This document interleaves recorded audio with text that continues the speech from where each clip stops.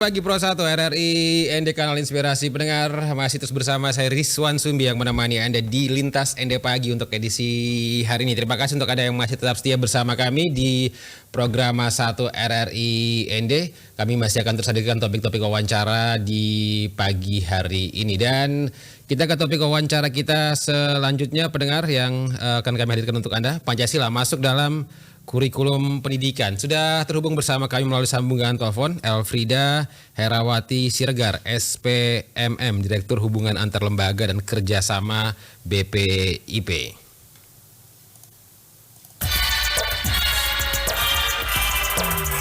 Pro 1, Kanal Inspirasi. Selamat pagi Bu Elfrida. Selamat pagi. Iya Bu Elfrida. Salam Pancasila. Salam Pancasila. Masih di ND Bu Elfrida ya? Masih sebentar lagi mau menuju bandara. Oke, hari ini akan meninggalkan ND ini ceritanya nih ya. Oke, baik Bu Elfrida, kita ke topik wawancara kita. Pancasila ini sah begitu ya masuk dalam kurikulum pendidikan Bu Elfrida ya? Iya, betul sekali. Tapi pertama saya mau mengucapkan dulu selamat kepada seluruh masyarakat ND yang telah berhasil menjadi tuan rumah penyelenggaraan upacara peringatan Hari Lahir Pancasila tahun 2022. Yeah. Sukses ya Bu Elfrida. Dengan bagaimana masyarakat ND bergotong royong memastikan penyelenggaraan itu baik upacara maupun side event semua berlangsung dengan lancar dan sangat mengesankan dan sangat menginspirasi bangsa Indonesia. Baik, betul sekali bahwa pemerintah khususnya dalam hal ini Kementerian Kemendikbudristek telah mencanangkan masuknya kembali pendidikan Pancasila, istilahnya sekarang pendidikan Pancasila dalam kurikulum pendidikan nasional. Ini sebelumnya telah diputuskan di dalam PP nomor 4 tahun 2022 tentang sistem nasional pendidikan yang memasukkan pendidikan Pancasila sebagai pendidikan wajib di sekolah. Kemarin setelah upacara hari peringatan, tepat di mana upacara itu dilakukan, Menteri Dikbud telah mendeklarasikan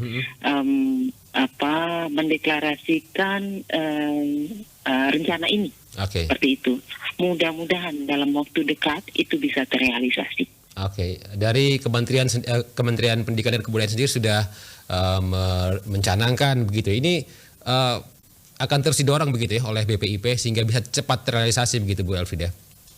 Betul sekali. Jadi memang realisasi itu sangat keberhasilan realisasi itu sangat tergantung daripada gotong royong kita. Jadi bukan hanya lembaga Kemendikbud, tapi berbagai lembaga yang terkait di dalamnya harus bergotong royong. Bukan hanya BPIP, tapi termasuk ada BRIN di sana ya akan membantu riset-riset dalam memastikan pendidikan Pancasila ini dari waktu ke waktu berlangsung dengan lebih baik ya. Seperti itu juga ada dari MPR juga sangat mendukung itu sudah nyata jelas dari awal. MPR juga yang memperjuangkan supaya lembaga-lembaga yang berhubungan dengan ideologi Pancasila itu bisa hidup kembali seperti itu juga.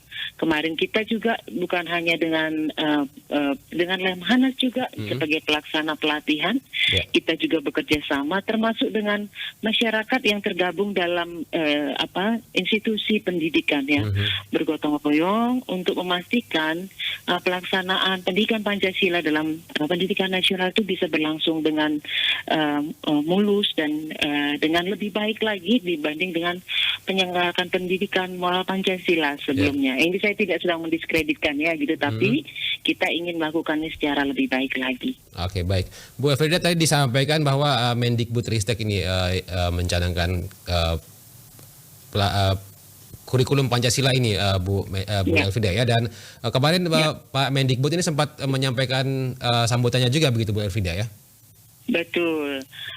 Mas Menteri menyampaikan komitmennya bahwa pendidikan Pancasila itu akan segera terselenggara dalam pendidikan nasional. seperti itu ya. Kemudian dilanjutkan dengan penandatanganan kerjasama 6 pihak, ada MPR, Kemendikbud, BPIP, BRIN, Lemhanas, dan Pertinasia. Oke. Salah satu prioritas dari kerjasama itu adalah untuk membantu pelaksanaan pendidikan Pancasila dalam pendidikan nasional.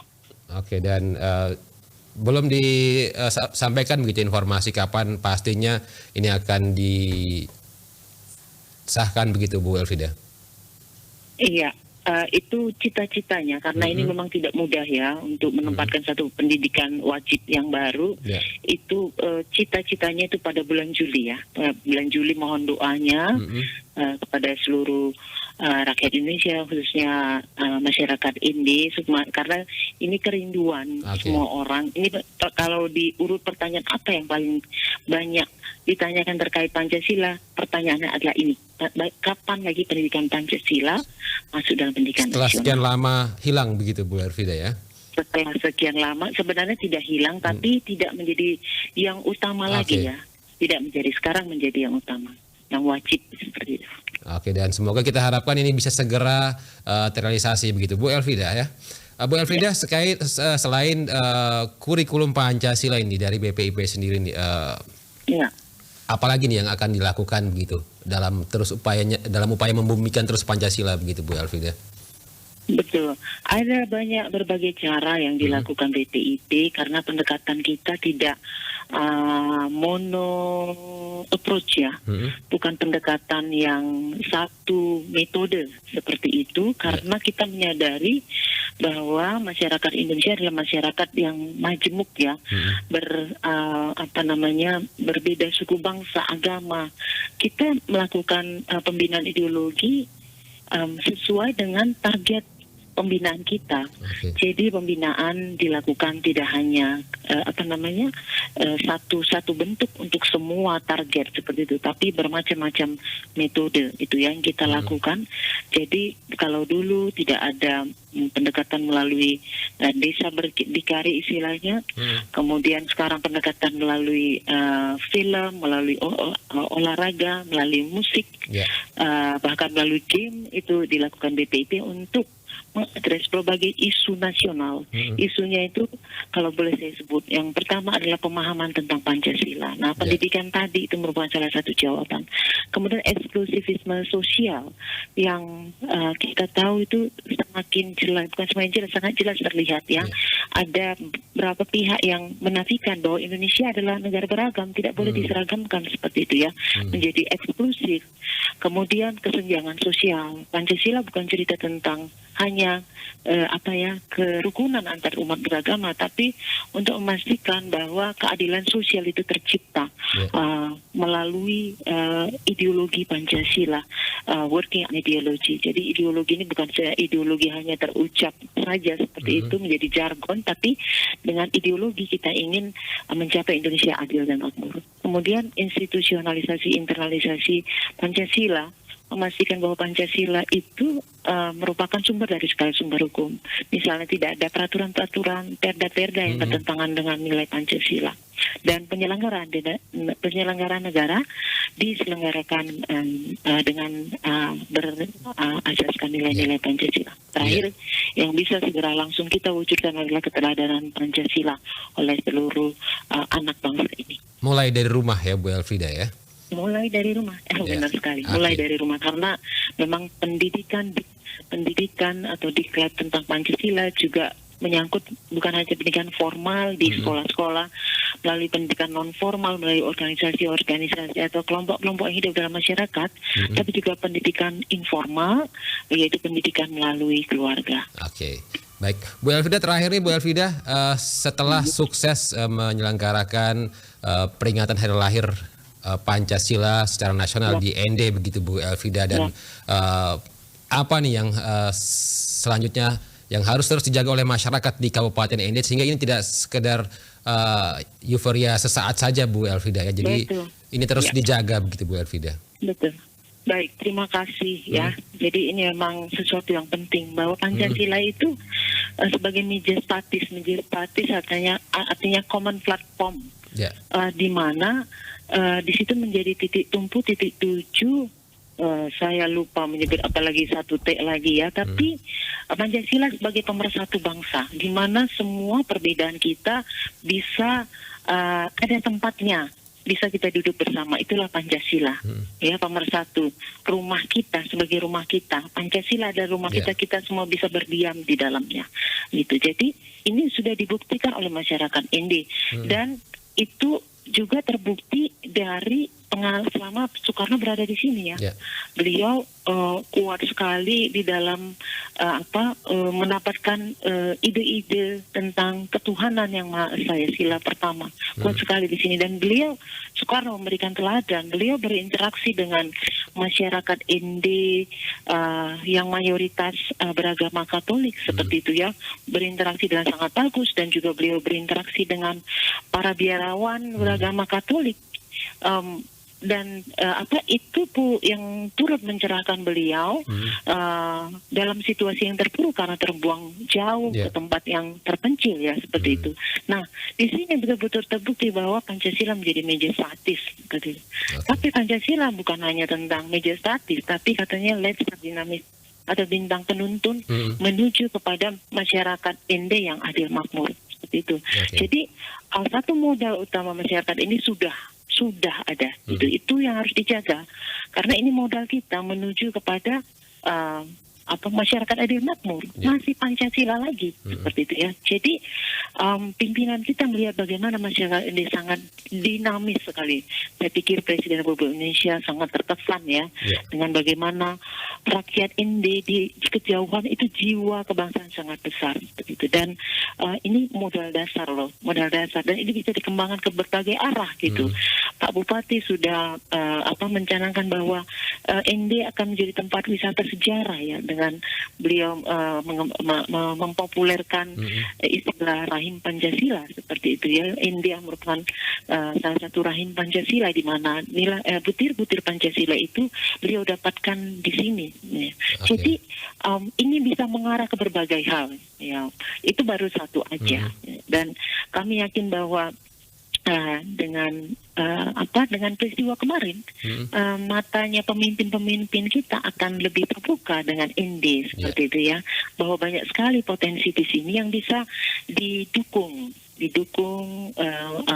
oleh pemerintah di pusat, dan melalui kolaborasi tentunya dengan berbagai kementerian lembaga yang di bawah kepemimpinan Bapak Presiden Jokowi. Semoga ini bisa terus terjaga, kemudian semakin berkembang ke arah yang lebih baik ya Bu Elfida ya. Betul. Ya. Jadi silakan. Masyarakat dijaga terus semangatnya ya gitu. Jadi kami dari BPIP sekali lagi mengucapkan terima kasih. Bapak Kepala BPIP juga telah menyampaikan ucapan terima kasihnya. Ini saya meneruskan saja, mengekokan saja apa yang sudah disampaikan Bapak Kepala BPIP, Bapak Profesor Dr. Andus Ki Haji Yudian Wahyudi.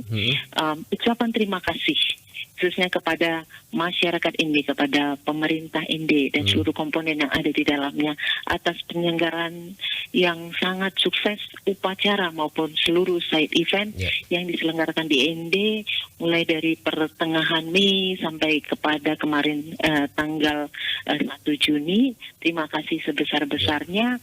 Mudah-mudahan ini bukan akhir daripada kolaborasi kita, tapi mengarah pada kolaborasi yang lebih besar lagi. Dan kami mohon maaf jika ada kekurangan-kekurangan selama penyelenggaraan ini. Indonesia semakin jaya bersama dengan masyarakat ND. Dan ada program-program dari BPIP selanjutnya untuk Kabupaten ND ini ke depannya Bu Elfida ya? Iya. Kami tentunya ingin terus berkolaborasi ya, karena ND ini seperti best practice, best practice seperti itu. Jadi ND telah meninggalkan legacy bahwa suara-suara kebangsaan itu bisa datang dari manapun, seperti itu ya. Penyelenggaraan upacara di ND bisa dilakukan di ND, bisa di ujung timur, bisa di ujung barat, seperti itu ya. Karena Pancasila menunjukkan Pancasila adalah sebagai falsafah hidup bangsa, bahwa Pancasila digali dari bumi Nusantara, salah satunya dari bumi Indi. Jadi ini sudah jelas sekali. Ini kayak rakyat Indi seperti menggaung-gaungkan. Pancasila itu bukan hanya milik orang atau pemerintah saja, bukan milik Jakarta saja. Pancasila itu milik seluruh masyarakat Indonesia, seluruh rakyat Indonesia. Oke. Dan kami sangat senang kalau kerjasama kita nanti akan terus berlanjut. Oke, baik. Bu Elfrida, terima kasih waktunya bersama RRI ND pagi ini, Bu Elfrida. Sukses terus untuk semua program kerja dari BPIP tentunya, Bu Elfrida ya. Ya. Terima kasih ya Mas sudah mengundang kami dalam wawancara ini. Salam Pancasila. Salam Pancasila. Pendengar, demikian wawancara kami bersama dengan Ibu Elfrida Herawati Siregar, SPMM, Direktur Hubungan Antar Lembaga dan Kerjasama BPIP.